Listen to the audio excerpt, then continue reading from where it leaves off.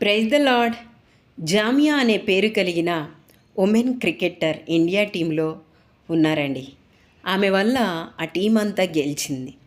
మీ సక్సెస్కి కారణం ఏంటని ఆమెను ఇంటర్వ్యూ చేసినప్పుడు ఆమె అన్నారు కదా, నా శక్తి వలన కాదు, నా బలము వలన కాదు, ఇది కేవలం దేవుని సహాయం వలన నేను సాధించగలిగాను.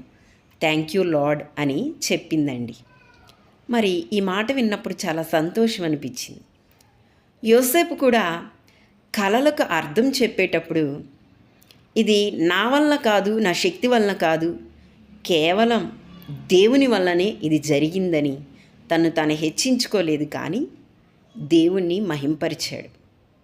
మరి మన జీవితంలో కూడా మనం ఏదైనా సాధించినప్పుడు మనల్ని మనం హెచ్చించుకునే వారముగా మనం ఉండకూడదండి. మన శక్తి వలన, మన బలం వలన ఏది జరగదు, కానీ కేవలం దేవుని వలన మాత్రమే ఆత్మకార్యము జరిగింది. కాబట్టి మనం విజయాన్ని సాధించడానికి కారణము దేవుడే. కాబట్టి దేవుణ్ణి మహింపరిచే వారముగా మనం ఉండాలి. ఆమేన్.